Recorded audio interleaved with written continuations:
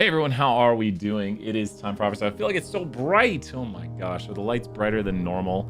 I feel like I have it too bright in here. You never know. But how's everyone doing? If you're in the chat, feel free to say hi. Is it too bright? Let me turn down the brightness. We're gonna do some adjustments right here. Nothing like adjusting the lights.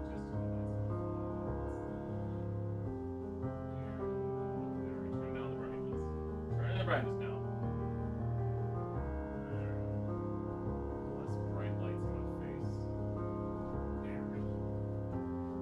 Hey, Chris, what do you want to work on? I guess that's a little bit better.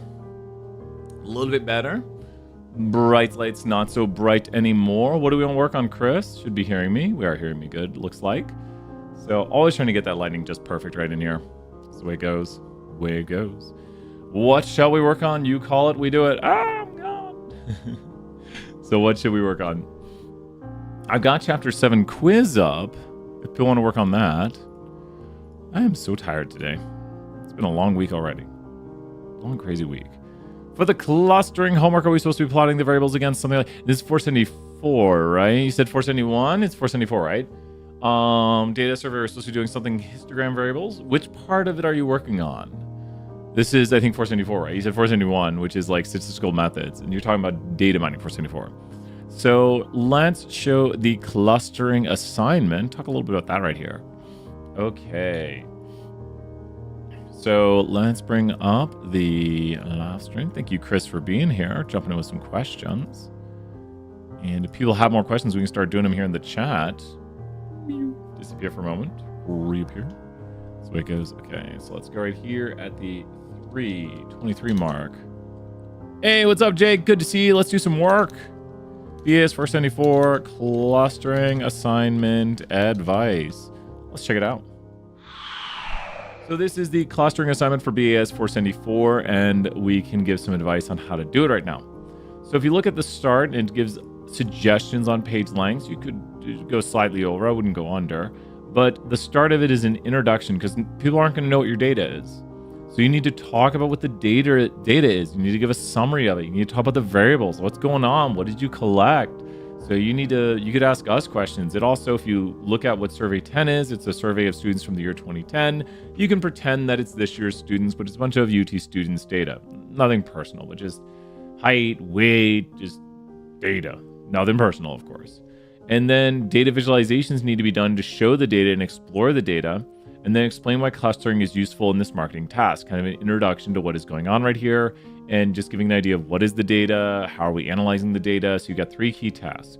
Summarize the data, visualize the data. Why should we be using clustering for this approach right here? And remember, your goal is to make 2 distinct marketing strategies for a dating app right here. The goal is to identify the groups and clusters, and you're going to identify marketing students for a new dating app right here. So you get to come up with the ideas. What is this app? How are you marketing it? All that fun stuff is your own imagination. Select the clustering characteristics right here. Identify the variables you want to use right here. The demographics, their interests, their dating preferences, whatever we have. Not all those are included, but things. I didn't want to put real things in there like the variables because there's no right answer to this. It doesn't matter. It does matter what you pick, but think about things that would matter for clustering schemes, for figuring out for a dating app. So you should understand the variables, and you always want to analyze your data and understand it and be able to talk about and explain what is going on with the data. So you're going to identify variables you find to be interesting that could be useful in the mechanisms right here. So very, very important that you do that. Next, after you find the variables that you want to use, you are going to provide a brief discussion on why those variables are important. Yeah! We'll do those. Which ones you want to do, Jake, right there? Just tell me a question, and we'll do it. We could do the full homework, too. So that might be helpful. Do the full homework. I'm just changing time on my keyboard right here. And with that, you are then going to break into hierarchical clustering and k-means. So these are both different clustering methods, which we've discussed in class. You're going to go through them using the distance matrices. And here's the thing. You don't have to do the clustering methods one time. Usually we do them a bunch of times to see if we see anything of importance. Usually you rerun the clustering schemes to find out if you can find a good way to do the clustering. So you need to make your clusters by cutting your tree when you do hierarchical clustering.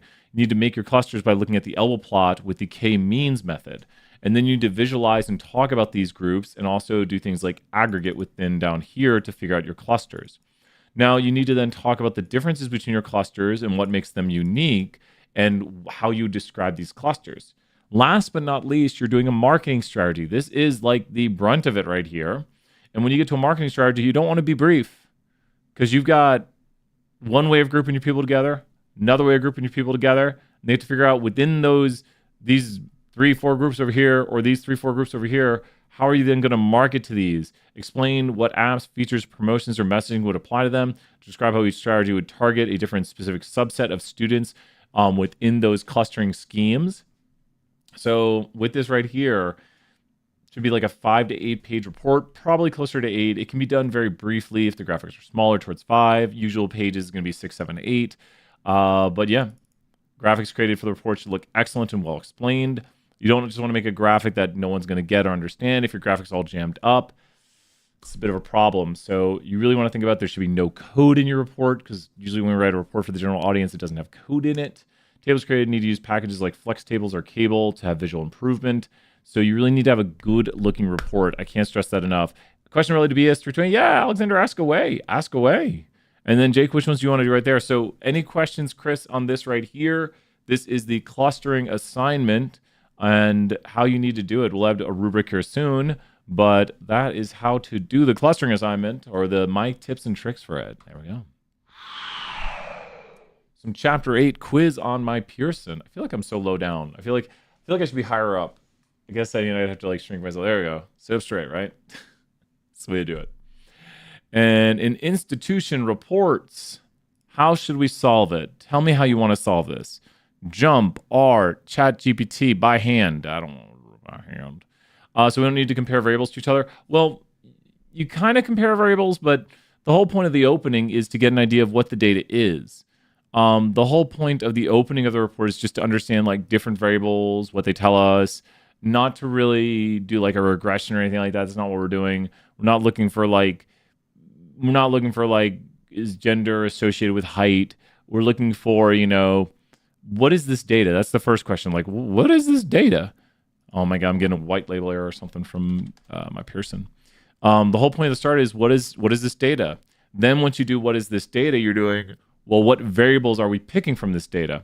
So it has a logical flow of understanding the data, understanding the variables that we're picking, and then moving forward into since we've selected these variables, now let's do an analysis and use the dendrograms and k-means. So see on the study guide for conceptual questions, comparing marginal distributions, conditional. Yeah, we'll do that here next. Let me write marginal and conditional. We'll do the 207 question. Thank you so much, Alexander, for being here. And let me go. I'm going to limb here. Make Alexander Mullen. Okay, here we go. Okay. So institution reports, I think it is. A concert production. Okay, institution reports. You're welcome. A concert production company. So how are we going to solve these, Jake? How are we going to, preferably, oh yeah, there we go, I saw it. Yeah, because you talked to me and you said you didn't know. Yeah, it's good stuff. And then we'll put between these questions, conditional versus marginal distributions. Okay, so we've got everything marked. We're going to grab the chapter 8 homework.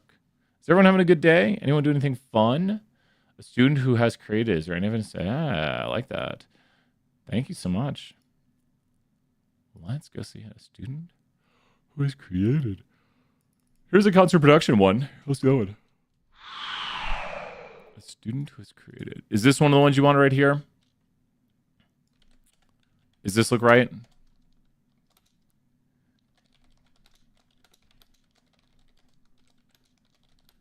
Any evidence? Okay. It's a different, yeah, there's a few concert production ones. Here, this might be it, right? Is this it? 1 questions, 3 blanks, I believe. It looks like this then. I believe it is this. Okay, timestamp this. This is 103 stat 201/207. And MyPearson quiz 8. Okay, let's check this out. It's a different one. Oh no, concert production. Oh, is this one? Here it is. I believe it's this one. So let me re-timestamp right here. A concert production company offers advanced sales to frequent buyers through its website. The company shows a scatter plot to show evidence, show advanced sales versus total revenue. So it's the X versus the Y. A performer who refuses to permit advanced sales would like to predict their revenue using the model. Would it be unwise to predict the revenue in this situation? So the advanced sales currently go from what to what? The advanced sales currently go from what to what? What is the minimum X? What is the maximum X? So what is the minimum X? What is the maximum X?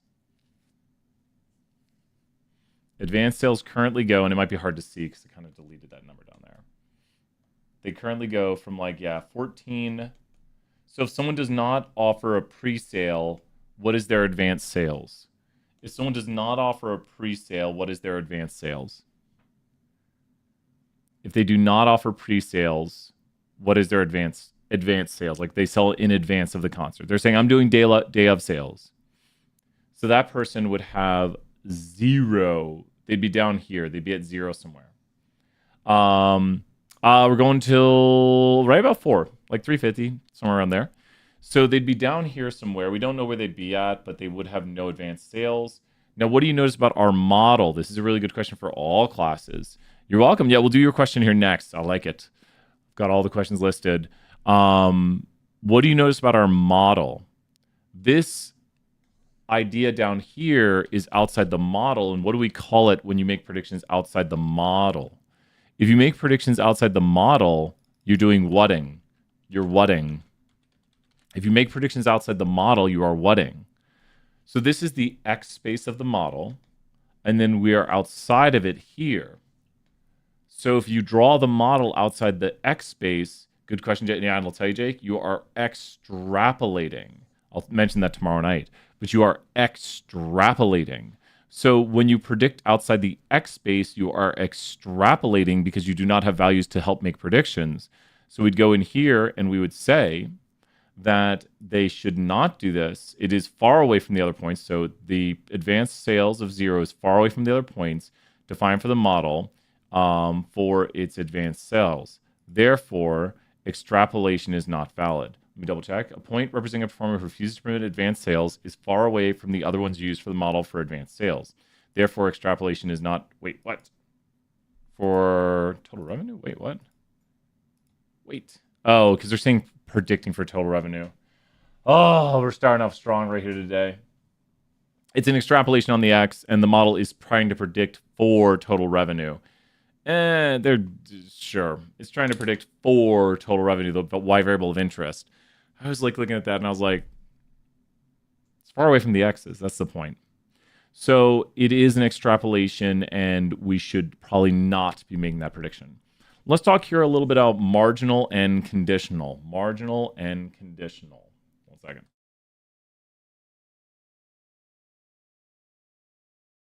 Okay, marginal and conditional. Does anyone know what a marginal and a conditional distribution are? Marginal and conditional distribution. So, Alexander, are you listening in? This is where we're going to go over marginal and conditional. Marginal and conditional. I think I know. They're both percentages. And I'm going to load up RStudio right here real quick. Because when we talk about marginal and conditional distributions, we're actually talking about a mosaic plot. So I'm loading up RStudio in the background. And then we'll do another Chapter 8 question here. Remind me later. Okay. So watch this. Let's go here and load up library reg class. And then let's do data. So here, EX. Oh, let's see. Wine data. Okay. So we're going to run associate on, let's look at the wine data first. What's it got? It has the quality of the wine and its chlorids. So quality explained by chlorids. Did I spell that right? Data equals EX6 Oh, spelled chlorides wrong. Chlorides. Lowercase c, really? And then lowercase. Oh, and it's capital Q. I got one thing right. So here we go. The marginal distributions are in the what of this graphic. The marginal distributions are in the what of this graphic. So think about where the marginal distributions would be on this graphic. The marginal distributions would be, they are over here. That is a margin. That's one of the two margins. The other margin is down here on the bottom. I guess I should highlight it that way. This is the other margin right here. So that's the second margin. The marginal distributions show you the distribution of just one variable. The conditional distributions are y given x. So here's one of the y given that, and here's the other. There we go. Here's the other y given x. So this is conditional distribution number 1 and conditional distribution number 2.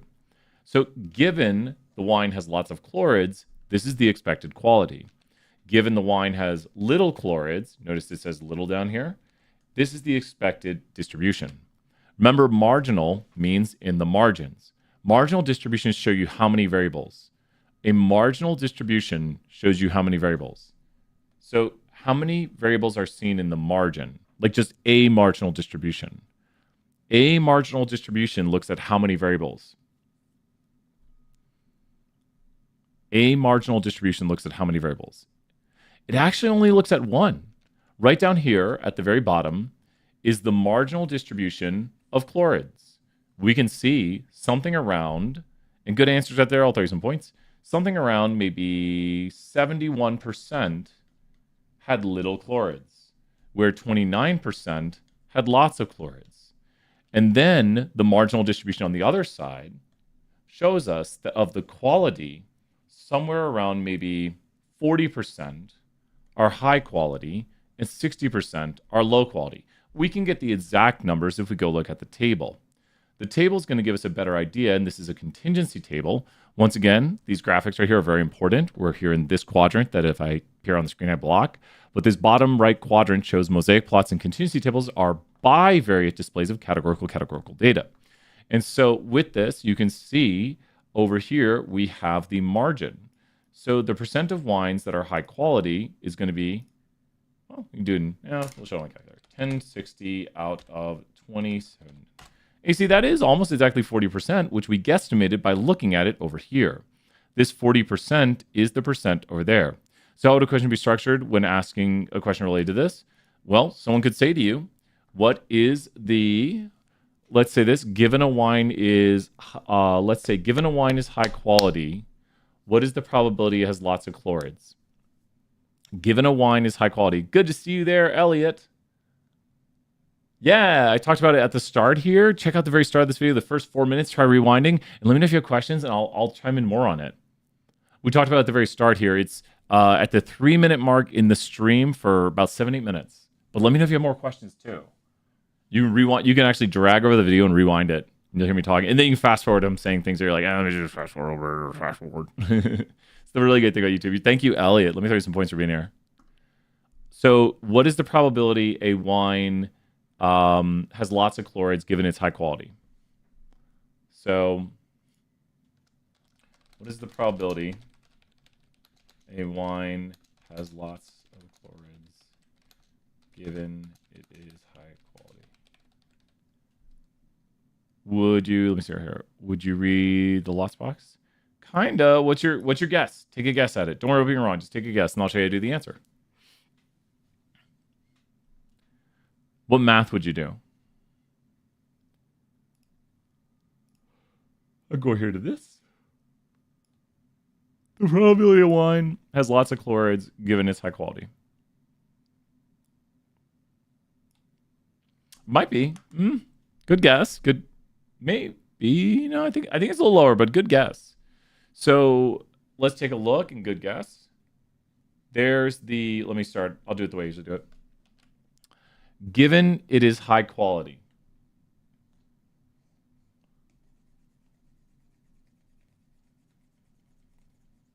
Does that make sense? Like those are only high quality wines. So what is the math you would do right now? What is the math you would do to figure out the probability it has lots of chlorides given its high quality? What is the math you would do right now to figure out the probability? Oh, yeah. So you want to do look at the mosaic plot? I could do one with the mosaic plot too. I had lots on the screen. You had to figure out what to look at. Exactly. Great job right there. And how would you ask me, how would you write a question that would lead to the answer of I need to look? So I want you to write a question for me that leads to me solving for this. Like where I'd have to guesstimate this percent. So that's 5, 10, 15, 20. It's about 20%. What question would lead, and that makes sense because that's about half of 40. So what question would lead to me guesstimating close to 20%? How would you phrase the question? How would you phrase it? There's so many ways to phrase it. And this is a conditional distribution. Because conditional distributions take one variable and look within it at the distribution of another. Because you set a condition like, given it's this, what's the probability of it being this? So you conditionally say, well, let's say it is this conditionally, then what's the probability of this? So how would you phrase it? How would you phrase it? What's the percent of? Kind of. I usually use like a given. You could say, if a wine has lots of chlorids, what's the probability it's high quality? Or given a wine has lots of chlorids, what's the probability it's high quality? Because once you say given it's high chlorids, you're narrowing it down to only that info there. You're eliminating everything else, and you're saying, okay, just focus in on that. Just focus in on this right here, given it has lots of chlorids. Does that make sense? Alexander, you're pretty much right, though. I mean, that kind of works. Good. Yeah, it's just another way of phrasing it, right? I think that kind of works. Is this making more sense that the conditionals are within the mosaic plot, and we could figure out the exact percentage over here by doing what mathematically? So what is the math you would need to solve to get it over here on the contingency table? So what is the math on the contingency table? What is the math on the contingency table for that? So given a wine has lots of chlorids, what's the probability it's high quality? You can tell me the equation, and then we could solve it. Yeah, we can. There's so many ways to phrase this. Like, you might have to look at the table, or might have to look at the mosaic plot, and knowing where to look on a mosaic plot. Like knowing what to look at here for given a wine has lots of chlorids, what's the probability it's high quality? So given a wine has lots of chlorids, what's the probability it's high quality? Given a wine has lots of chlorids, what's the probability it's high quality? So given a wine has lots of chlorids, what's the probability it's high quality? So you can tell me what you divide by. Like, tell me this divided by this, because then I can kind of guesstimate it.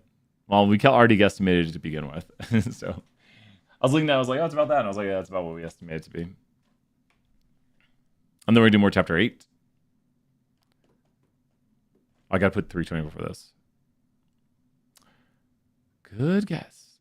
Not quite. Good guess, though. So whenever we say given, like if we say given a wine has lots of chlorids, that means you're only looking at this. So given a wine has lots of chlorids, what's the probability it's high quality? Given a wine has lots of chlorids, what's the probability it's high quality? So given it's a fact that it has lots of chlorids. And always try to do this right here where you like highlight and find the value. So it's 141, because out of the 141 with lots, and if you notice when we saw that, it's probably about 20%. Like that's going to be, our guesstimate before we looked at the graphic was, it looks like 20%. So we now go 141 divided by 74, and we get a little less than 20%. Close enough that we basically got it. So does that make more sense how to do these? If you look within one of these, it's conditional, and the marginals distributions here are on the outside. Like this is the two marginals. I guess I should do them in different colors, but those are the two marginals. The marginals only show you one variable: the marginal distribution of chlorids, the marginal distribution of quality, and then the conditionals can go within, like given it's lots of chlorids, given it's little chlorids, given it's high quality, given it's low quality. You pick one variable, go within it, and look at the distribution of the other. Definitely, like I said before, I felt more lost. Oh yeah. And then the mosaic plot works the same way, that when you look at a mosaic plot, and we'll hop back to 201. Thank you so much, Alexander. Keep asking questions. I can do another one too if you want. Just be like, I got another one. I'll do it. The mosaic plot works the same way, that the outside of the mosaic plot, if you're looking at the outside of it, then the outside is going to be the margins. There's the marginal displays, and then the inside is going to be the conditional displays. So it still like is within the table, and you really can't do conditional across here because it's not set up. You'd have to flip the mosaic plot and flip the table. Good stuff. We got an institution reporting next. Yeah, you're welcome. I'm glad to help out. Let's see. Institution reports. Okay, Gallup poll. Jake, are you still here? Jake. An institution reports. An institution. Here we go. Awesome. Let's do it. We might not even need R for this one. An institution reports a bunch of stuff, and they make a linear model. Okay, well, first off, this is the regression plot. This is the scatter plot, or excuse me, the residual plot. And we see a huge what here in this data. They really should have fit a line to it, but we see a huge what with this data. There's a huge what with this data, which is really the big problem. Outlier, you just see a huge outlier. So there's a big outlier over here on the end of the model. QQ straight enough. QQ straight enough. No outliers. Plot doesn't thicken. The residual plot looks pretty good down here. There's not really bad plot thickening. Someone could argue a little bit that towards they did a different way, and I hate that. Down here, it's about the same. Small issues, but that's the big issue. If you're talking about where there's an issue, it's the huge outlier, which is going to massively increase the slope of the model. So let's look at what they ask us. Are the four conditions satisfied? No, there's a big outlier. QQ straight enough, no outliers, plot doesn't thicken. So the residual plot is regionally scattered. The residual plot, the plot has more variation. The residual plot shows stronger. Where is it? The residual plot is regionally scattered with no evidence in all areas. No. The residual plot has much more variation for a large particular areas. No. The residual plot shows strong evidence in nonlinearity. No. What? What are you talking about? Ay. Reasons power with no evidence of nonlinearity. Are they seriously not going to be talking about that outlier? The residual plot has much more variation. Yeah, I'll look at the code in a second. Or the residual plot has much more variation for larger. They're talking about for larger values. No, that's not going to be it. So it's not B for certain. The residual plot shows nonlinearity. No, it's fine. The residual plot shows clumps. I don't like the way they phrase that. I think they're going to mention the outlier down below. Really, they should have mentioned the outlier. Is there an outlier? Yeah, there is an outlier. The outlier has an unusually high value. So at x equal to about 7.8. They're very nice on this, where if you put in something close to the answer, they'll give it to you. So at about 7.8 is where the outlier is at. So very close to 7.8. Yeah, look at that here next. Interpret the R-squared value. It'll be blank percent. They've already done it for you. 74.2% of the variation in Y, which is going to be life expectancy, is explained by, they're probably going to say accounted for, by the variation, by the regression on the X variable. And fertility is going to be birth rate. I don't love the way they phrase it there. Who knows how I usually phrase it? Does anyone want to do this for 5,000 points? How do I usually phrase R squared? Mubot's going to put it in the chat. I don't love that phrasing, and I'm really kind of mad about that lack of talk of outlier at the start. Like that, a little worried. Did I misread something? Don't know what outliers look like now? That's an outlier. What would I say? This is not the worst interpretation I've seen. It just gets a little more mathy. So I would say 74.2% of the variation in life expectancy is explained by the variation in fertility. Pretty easy, nice and quick and done. If the government leaders want to increase life expectancy, should they encourage women to have fewer children? No, correlation is not causation. Although there is an association, there's no reason to expect causality. Lurking variables affect both. I think that should do it. Yeah. Correlation and linear regression is not causation. Yep, and make sure it times by 100. Great job right there, Jake. Let's show you the 5,000 points. Yeah, make sure to times by 100, like solve that out. 74.2% of the variation in life expectancy is explained by the variation in fertility. Blank percent of the variation in Y is explained by the variation in X. So just solve it out right there and just explain it as, like, oh, that's about how much we understand. And they really should have mentioned that outlier a little bit more. Like, I'm pretty mad at MyPearson over that. That is a crazy outlier. Let's go look at that we just did institution reports. Oh no, how long did that question take us? Oof, let's put a guesstimate in here. Okay, we're going to put a guesstimate that took about 5 minutes. I forgot to put the start of the question time. So MyPearson quiz 8. Sorry if this timestamp's off. I'll forget to update the timestamp if I don't do it there. Okay, so 31, 53, stat 201, MyPearson quiz 8. A student who has created.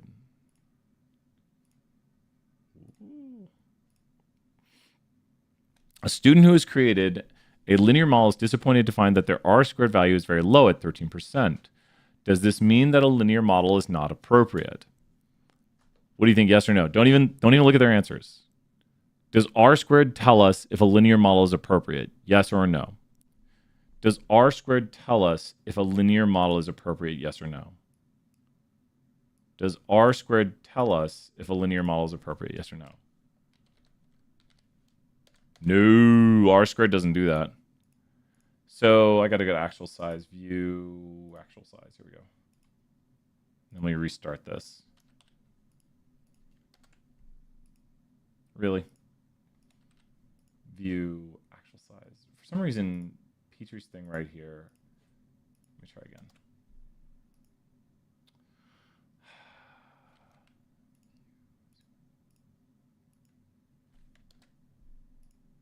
Yeah.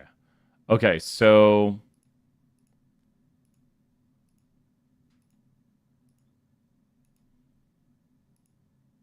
is a linear model appropriate here? Do you think a linear model is appropriate here? Yes or no? How would you know if a linear model is appropriate? Perfect. Is a linear model appropriate here? So to ask if a linear model is appropriate, so the answer is actually yes. Don't worry. It's weak, and I put the R-squared to 17%.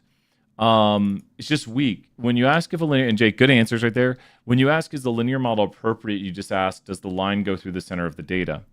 Does that make sense? The line goes through the center of the data here. So the linear model is appropriate because it has a linear form to it. So when we ask if a linear model is appropriate, you're mainly asking, the number one thing is, does it follow a linear pattern? And the data kind of follows a linear pattern. So since the data is mostly linear, a linear model would be appropriate. You can switch it up, though, and do something like this, though, where you could still get an R-squared of 17, where you could get, actually, look at the R-squared here, and is a linear model appropriate here? Oh, perfect.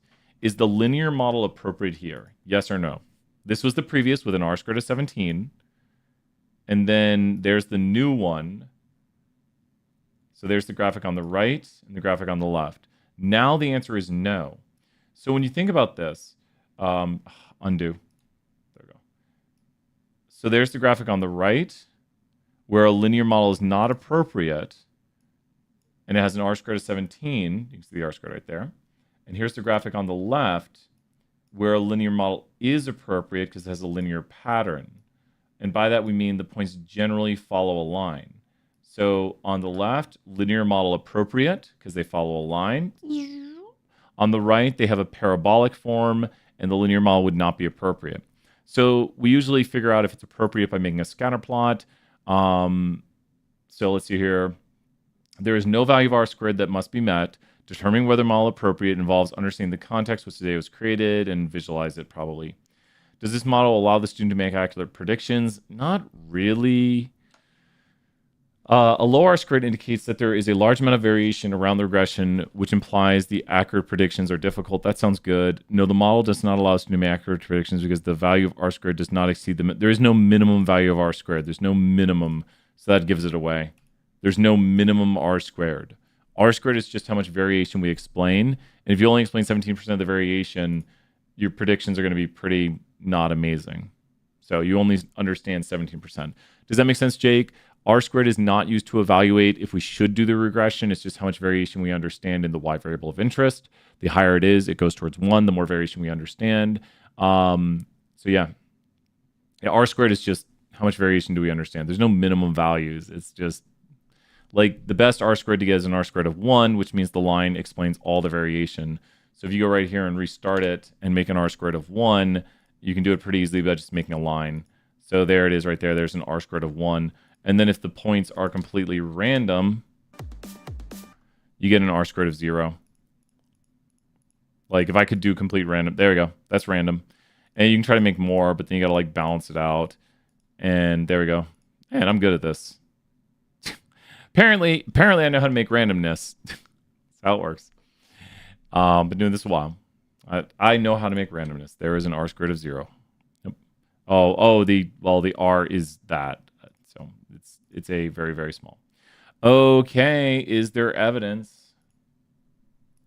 Okay, is there any evidence? I think it's the lifespan one right here, right? Well, let's do it. 37, 13, stat tool 1, MyPearson quiz 8. Is there any evidence that animals' gestation periods, thank you, Jake, right there, is related to their lifespan? Here's a scatter plot, and we have humans on here. What do you notice immediately about humans? Humans are a huge what? Humans are a huge what in this plot? Like you see humans over there, and you're like, ooh, that's a something. Man, I wish. Oh, actually, we live the longest. Okay, I'm cool with that. We're a big outlier. So the data itself has a trend like this, and then with humans, the trend's going to be more like this. Humans are going to pull the line down towards, because outliers can do anything, to regression or correlation. That's why we don't want outliers, because they're going to pull the model towards them in a lot of ways, with the humans being there.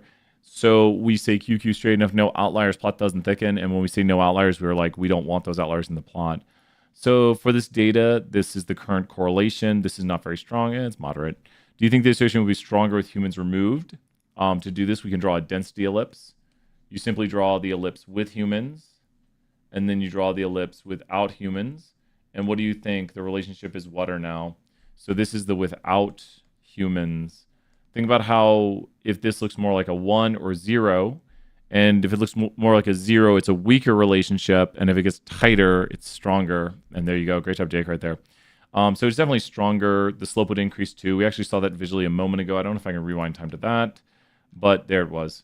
There we go. So the slope is the blue line versus the red line, and also the correlation would get stronger because it get tighter around the formed. You can see these points are tighter than these that are more spread out with the human dot removed. Is there any justification? Sure. Just do it about non-humans. Sure, whatever. You can remove points however you want. You can justify it any way you want. Should you? No, that's debatable. Probably you're fine.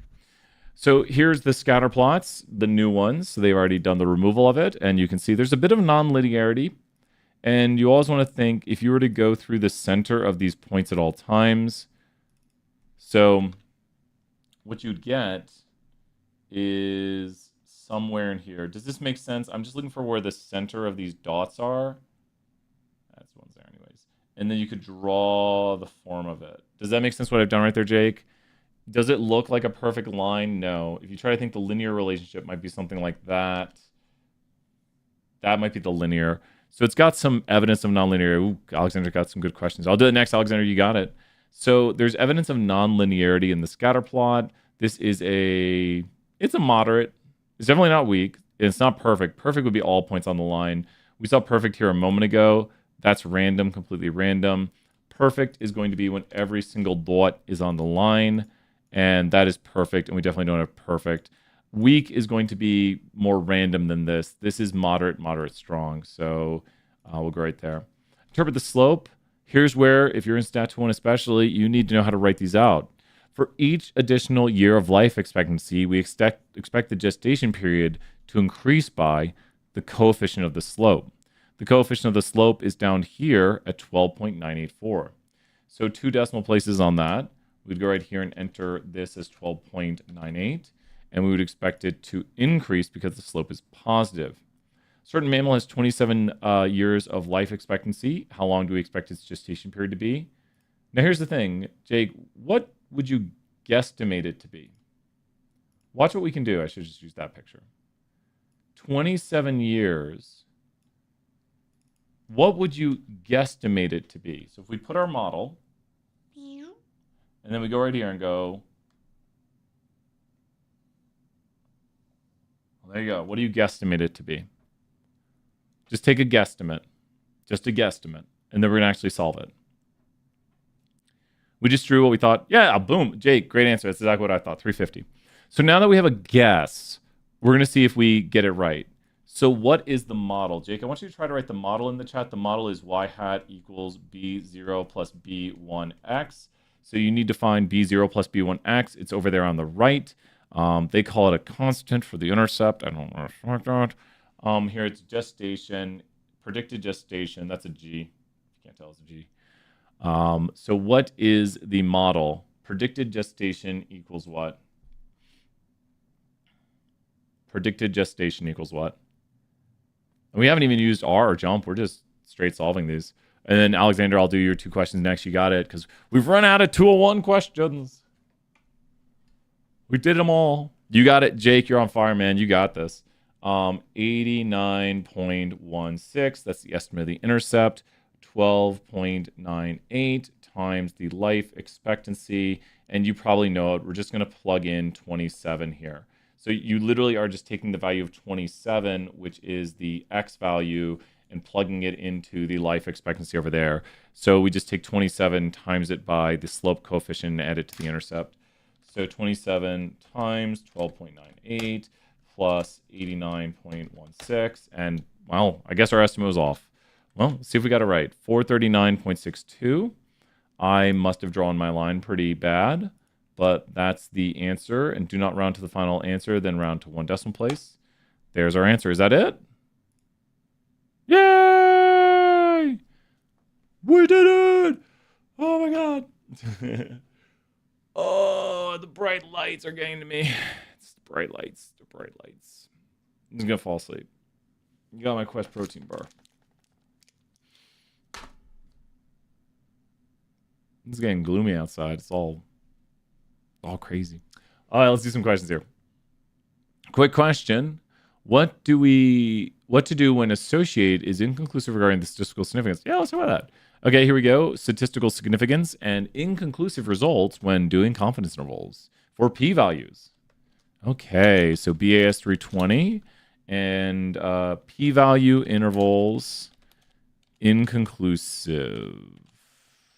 Good questions, Alexander. And I know you have another one too, I think, so let's do those. Okay, so we're running the associate function right now. Oh, really? I don't even know what I clicked. We're going to go down here to associate.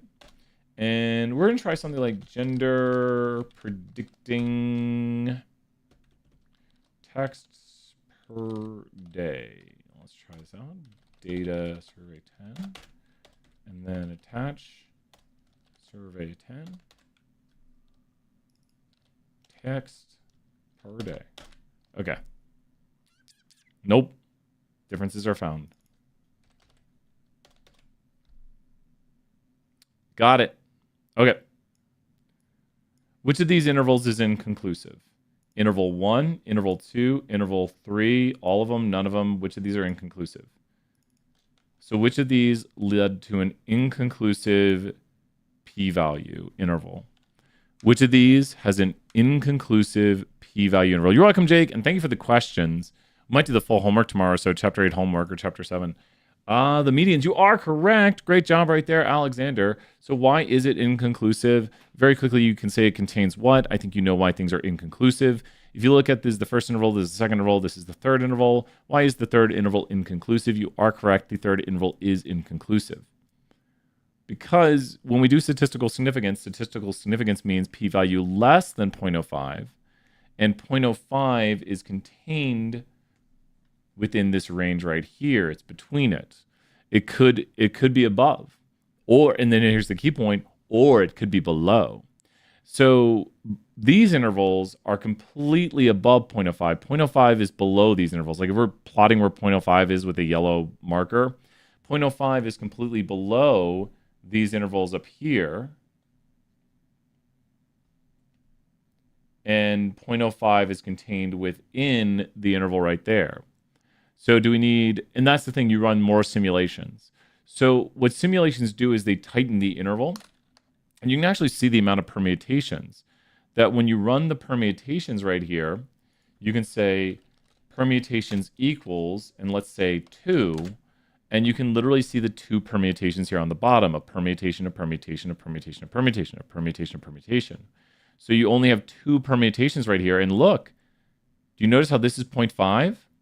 Because how many of these random permutations are at or above the red line? So you see there's two permutations, yet the p-value is 0.5 because literally one out of the two is above right there. And the interval is extremely wide because we didn't run that many simulations. So what do? We increase the simulations. Now there's 20 random permutations. The intervals are still pretty wide because we haven't increased the permutations much, but as we start to increase the permutations, the intervals get tighter and tighter and tighter. Now it will start to take a little bit more time to run, as you're noticing right there. Now the very bottom is even tighter and it's become conclusive. And we have conclusively found that it is statistically significant. And this is very important because of the right skew of right-handedness. We should be comparing medians. We can see the right skew because of the way the QQ plot, known as the normal quantile plot, has a strong skew to it going away from the normal. So we can enhance this graphic a little bit more. And if you look down here at the normal quantile plot for the right-handedness, it strays from normality the most. You can also see the distribution has a big right skew over here, but we usually look at the normal probability plot. There's also a big outlier with the left-handed people up here. They're straying away from the normality. The ambidextrous people are actually the most normally distributed. Might look a little right skew, and does, but apparently, according to the normal probability plot, we haven't really strayed away that much. These do not tell you normality. They are the permutation procedure to estimate the p-value. You can see where our result is by the red line. The p-value is the area to the right of it. Yeah, between monotonic and non-monotonic? Of course. Yeah, let's do that next year. Does that make sense right there, Alexander and Michael? Great to see you here. But this is how this output looks and how we read it and what we would analyze from it. So this is differences in means or medians. It does have mean ranks, but we usually don't do mean ranks right here. If the p-value interval contains 0.05, it's said to be inconclusive, for which then we increase the number of permutations. And when we increase the permutations, the p-value interval will get tighter. We don't know if it'll go up or down. It just will get tighter because we're doing more simulations, which give us a better estimate. We don't know what the truth will be until we run the interval. So you can't say, oh, it's down here, it'll get tighter down there. No, it could move around. You don't know what it's going to do. It's random permutations. I put trick questions on my test like, the p-value interval will go down. No, it does get tighter. Not like in the same spot. It'll regenerate and be tighter, probably near to where it was at. It could be in the same spot. It's random. Okay, BAS 320, monotonic versus non-monotonic. Now, the easiest way to think about monotonic, let's load up some word notes here, is your favorite band. Does anyone know who exactly Alexander knows right there? One Direction. So hopefully OBS apparently said we reconnect, disconnect. Reconnect successful. Sorry if there was a blip in the radar right there. Looks like we had a little disconnecting from OBS, but we're back. We're back streaming, it looks like. So it's frozen right now. Are we back? I'll start talking again when we're back. Tell me if you can... Are we good? It showed me that blip. It's all good now. Yeah, I saw it said OBS disconnect and... YouTube might have had a little blip. So monotonic means one direction. These are types of form. So everything we're talking about right here, it's not the only types of form, but they are the form something goes in. So when you say something goes in one direction, it could do this. Does that graphic I just drew go in really one direction, yes or no? I put it under monotonic, so it's fine. Does that graphic go in one direction? Yeah, it totally does. Totally does. How about that one? Yeah, it's one direction. How about this one? Yeah, those all go in one direction. Notice that it doesn't need to be linear. That's another idea. It can be nonlinear. It can be sigmoidal. These are other ideas, but they don't go against monotonic. Sigmoidal means S-shaped. That's what sigmoidal means. Nonlinear means not a line. So that's also the sigmoidal is nonlinear. Linear means follows a line. Linear is the only one that if it is linear, it must be monotonic. It's not that all monotonic things are linear, but if it is linear, it must be monotonic. It doesn't go the other way, though. It doesn't say if it's monotonic, it must be linear. So don't think linear means monotonic. But if it is linear, it has to be monotonic, because think if you have a line, it can't bend. It's a line. So if you use a line, it's monotonic. So now we get into the kind of non-monotonic ways, and all it has to do to be non-monotonic is go in two directions, or at least two, more than one. And what you'll notice right here is if you were to draw kind of the way the relationship goes, this one is going up, it's going up, it's going up, it's going up, this is going down, this is going down, this is... Actually, let's watch this. Make this really color-coded, easy to see. Up, up, up, up, and then this is going up, up, up, and then this is going down, down, down, and this is going down, down, down. Does that make sense right here? And maybe I should put these purple arrows above it so it's all nice and fancy. But this is constantly going up, up, up, up, up. And you can just kind of see that a non-monotonic relationship, it could be something like this right here, like a sinusoidal relationship. So that is a sinusoidal relationship with a trend, some sort of maybe seasonality in time series, seasonal trend series. And so we'd have to do something like Holt's Winters or Fun Jazz on it, and then we'll put the below. So that one, yeah, and then it goes down here at the end. So, keep saying so. This is a parabolic. And this is a sinusoidal something. I don't know. Sinusoidal. So, yep, and I hope this makes sense right here that non-monotonic goes in more than one direction. And look at the general shape of it, because someone might argue my sigmoidal at the start. Someone might look at that sigmoidal and be like, Brian, it kind of goes a little bit down. I'm like, it's just randomness. You look at the majority of the points and see if it's well described by something that kind of goes continuously up. And a sigmoidal relationship has an S shape, and generally, unless there's interactions or something interesting going on that we have to add on, little salt by extra, the sigmoidal relationship is just S-shaped.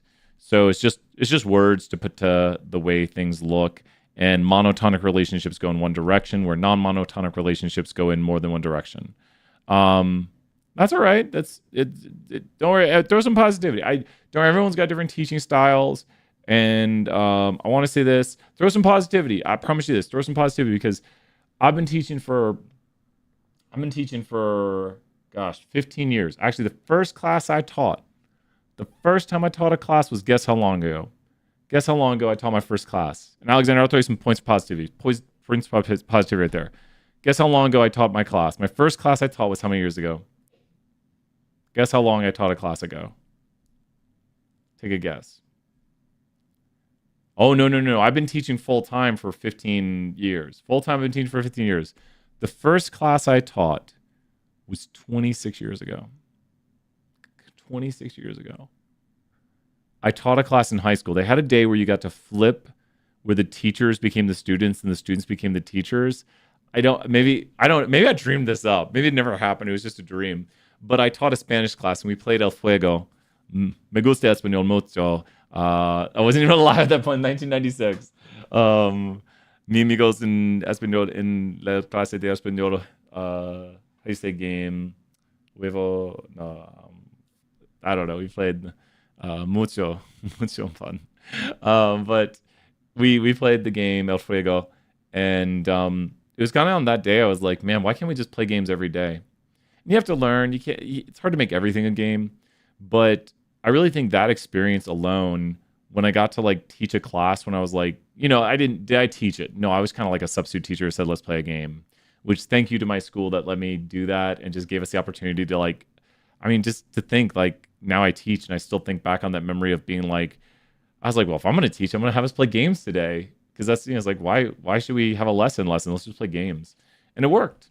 We just played games, and it was fun. The whole class time, I can't remember, did I do the whole class? I might have. We just played El Fuego. I was like, I like playing El Fuego, so let's play El Fuego in class today. If I get to call what we're going to do. Teacher's probably like, I get to sit back and you get to teach the class. That's good. So my point is this, is that like teaching and learning how to teach takes time, because obviously when I started teaching, I didn't just play games every day, but also I taught a class 340 years ago. And in the reviews, I don't know if I could go find it because they've changed how we get reviews now. A student said in the review, "This class is a waste of my time and money."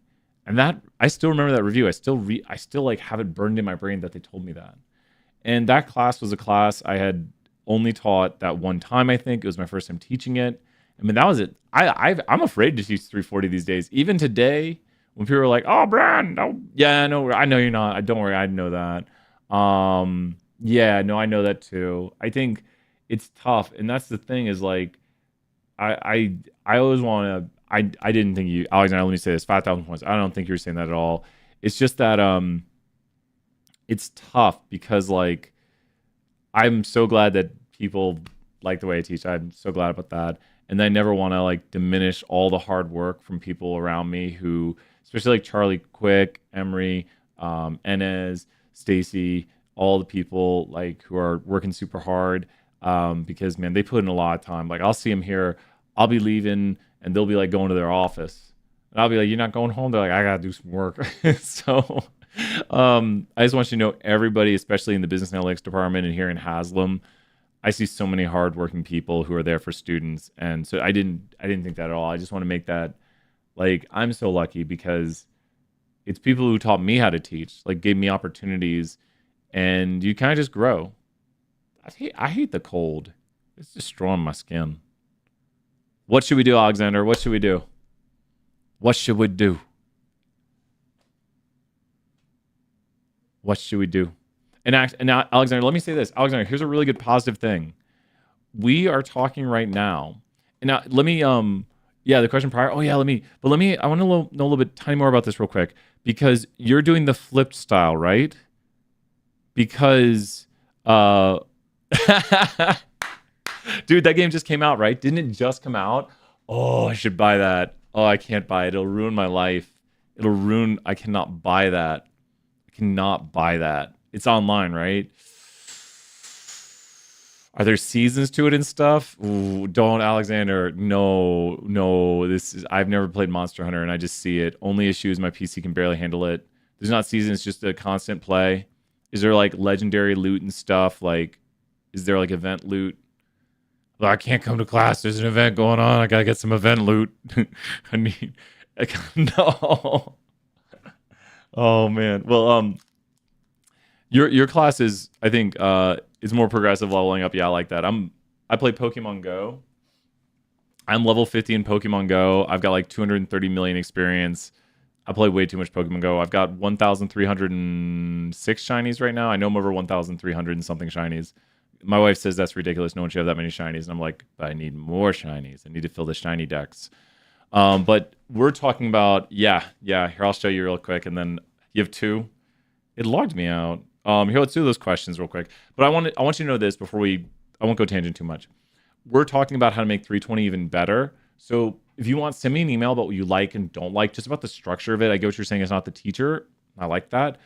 Send me what you like or dislike about the structure of it to bstevens@utk.edu and just be like, "Hey, Brian, here's what I think's working. Here's what I think's not working." And we're going to use that to help improve the course. So your feedback will be something we will use. So please send me that to bstevens@utk.edu and I will look at that. Let's do those other questions because we only have like 10 minutes. Okay. Do you need more permutation? Permutations is increasing. It's not sample of the data. It's like you're running more random results. The other ones were for some of the, okay, here we go. So I'm confused exactly how to explain it, but in the Kahoot, there were some questions about whether or not it passed the conditions based off the p-values. Oh, yeah, okay, I get that, yeah. For some questions with the lower p-value than 0.05, it passed, but some of the, yeah, okay, I can do that. I know what you're talking about. Yeah, send me that email. I get what you're saying. I misinterpreted. I don't like the way we currently flip the class, so I'm a rogue. I went off on my own. Brian's doing his own thing again, kinda. Okay. Checking conditions in regression. Go hunt those monsters in Monster Hunter Wilds. Game looks awesome. Okay. So when you make a model, right now we're just working with two quantitative variables, and there are ways later on that we can change this around to incorporate indicator variables and stuff, but right now we're not doing that. You're going to run check regression right here to look at the conditions. So here are the steps. Step 1. Step 1. Check the p-values to see if they fail. Now, and if they are below 0.5, they fail. So the reason they fail, because a lot of people are like, wait, I thought low p-value is good. Low p-value just means statistical significance. So when you see this, this means what we found here is something statistically significant. We found something statistically significant here, and here, and here. Now, these first two are currently the same because the linearity of the x is the linearity of the model. If you're wondering what that value means right there, it's that in scientific notation, 0.0009. And with this, why are low p-values here not a good thing? Well, if we want to use the model, they're not a good thing because we're checking to see if linearity is good. The null hypothesis is our starting assumption that we believe to be true until we have evidence to reject the null. So we believe that the model has linearity if we reject it, we will not believe that anymore. And we have rejected it because we found a low p-value for the linearity of the coefficient of weight, or the way in which weight has a relationship with our y variable height. And so we have evidence that there is a nonlinear relationship. The null for equal spread is that equal spread is good. So we would reject that equal spread is good and have evidence equal spread is bad. The null for normality of residuals is that normality of residuals is good. And now we have evidence that normality of residuals is bad. Notice that the null is always linearity is good. We reject that, low p-value. Equal spread is good. We reject that, low p-value. Normality is good. We reject that, low p-value. And so with this right here, we're not done though. The reason is we go to step 2, which is not really a pass or fail. Step 2, see if sample size is at least 25. Well, but that's not always what the null is. It's context dependent. Because when you run the summary, the null hypothesis for the slope is that the slope is equal to 0. So each statistical test has its own null hypothesis. So it's not always that things are good.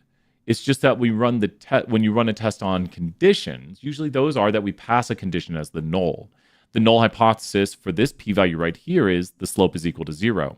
And notice that the p-value is low, so I reject that the slope is equal to 0. This p-value has the null that the slope is equal to, the intercept is equal to 0. So I reject that the intercept is equal to 0. It's not as important. This p-value has the null that the model doesn't explain anything, that basically r squared is equal to 0. And I reject that. It's also related to the slope currently because this is just a simple linear regression. So each p-value has its own null hypothesis associated with it for the context of what we're rejecting or not rejecting. So only in the check regression really do we talk about the null being linearity is good, equal spread is good, and normality is good. In other instances, we might be saying the null is that weight does not have a linear relationship with height, i.e. coefficient of weight is equal to 0, and we have evidence that the coefficient of weight is not equal to 0. We reject the null, and we have evidence of a linear relationship. Does that make sense, Alexander? We basically went over p-values of the summary and p-values of the check regression right there. So now you see if you have at least a sample size of 25, which we do.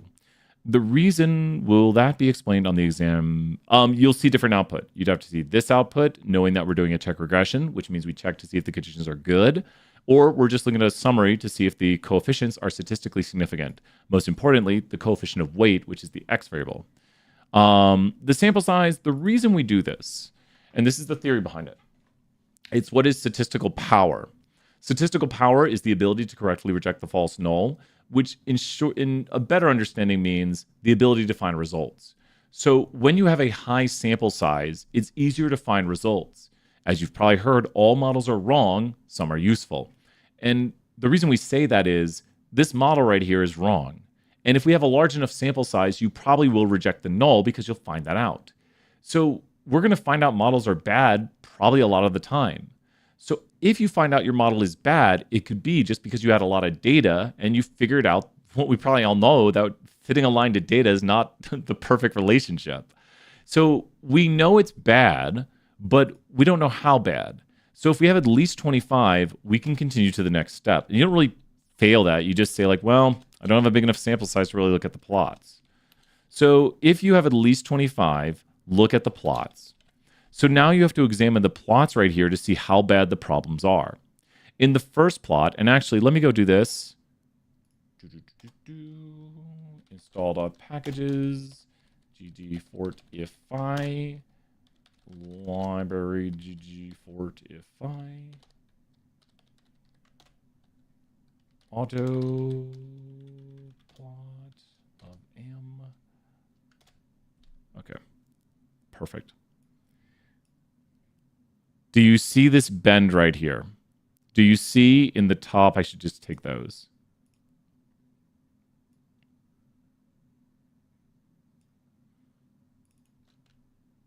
In this first graphic, do you see the bend? That is evidence of nonlinearity.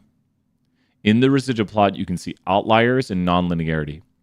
I don't really see the plot thickening. I do see it. It's getting thinner. Okay, plot's getting thinner. So there's the heteroscedastic nature of plot thickening at the start and getting thinner. There is the nonlinearity right here. And this ggfortify package just makes it a little bit easier. It just makes the plots a little bit nicer. That plot that I just drew on right there is the same as this first plot. So if you look at the plot over there on the left, it's the same plot. And I'll move my head. It's just they've added in a actual trend line, and then I just drew around it a little bit, and you can see like the outliers. Does that make sense? And it's hard to see the nonlinearity. You can see it more towards the end where it starts to bend down, and they did a plot through the middle of the points to see where it's a little bit nonlinear. So they added in what the actual trend is versus the linear trend. That's the linear trend of the model, and then this is the actual trend. And then over here you see a QQ plot for normality, and that'd be over here, the QQ plot for normality. And you currently see that over here. And I actually like ours better this time. You can see we've got the bands over there, and you can see the start of the model is where the problem is at mostly. And so there is a pretty large problem with normality at the start of the residuals. There's some very low residuals. You can see it down here in the plot. It's these points over here are the low residuals that seem to really break away from the normal pattern. So I would say the equal spread has moderate problems, the linearity has moderate problems, and the normality residuals has a slightly major problem. Does that make sense right there? And you have to visually examine it and know that this plot, the first plot, is linearity and equal spread. Don't look at the histogram. And the last plot is normality of residuals. ggfortify makes it a little bit nicer with the first two rows of graphics. So the first plot right here is normality. Oh, wait, what did I do? It's not normality. What am I doing? What am I doing? This plot is equal spread. And sure, it's also linearity. And this plot is normality. Here we go. We got 10 minutes. Does that make more sense, Alexander and Michael? How's it looking? You have to know the plot on the far right. The one on the right here is normality of residuals. And if it goes away from the line, that's not your line. That is a line of a perfect normal. Because it matches up the quantiles of the normal with the quantiles of your data. So it creates a linear pattern of what we would expect given normality of residuals. And yeah, cool stuff. Well, thank you. If you want to email me at beastteam@utk.edu. We're always trying to improve these classes. We're talking about adding in some more graphics, some more visualizations, some more everything. And we just want to make these classes awesome because this stuff right here is important. You got to know how to analyze data. Bye for now, everyone. Bye. We've almost got these new intros ready. We're almost there. This has been going for like 20 hours. This ends now.